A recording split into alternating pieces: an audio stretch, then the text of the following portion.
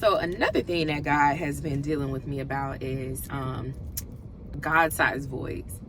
So all of us have things and issues that we are dealing with or struggling with, or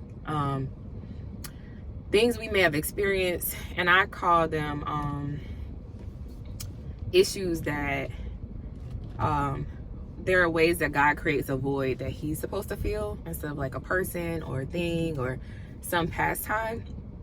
And to keep this really short, like what areas are the God-sized voids in your life?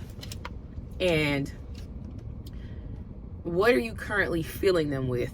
If it's not God, and this is not to say like you can't get lost in the serving and doing the work, because you can, and you can do it from a place of the wrong motive.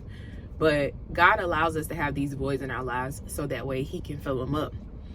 And with that said, like what God-sized voids are you experiencing in your life?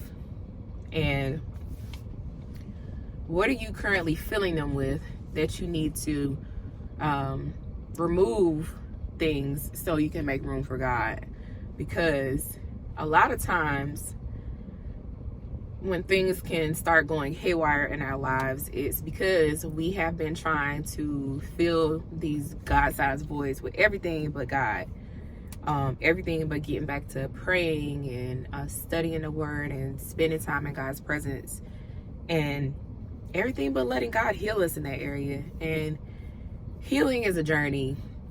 I'm not going to say that God can't bring healing to a particular area and you can't be triggered by it, because you absolutely can. But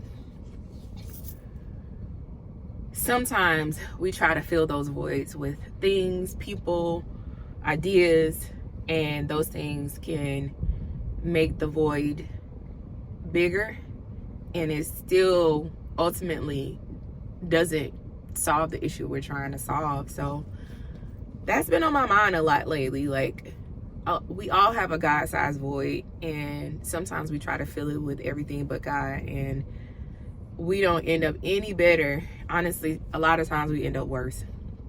And so I just want to encourage you to fill the void with God so you don't have to do the additional work of healing from what you fill the void with outside of God. So that's it. Bye.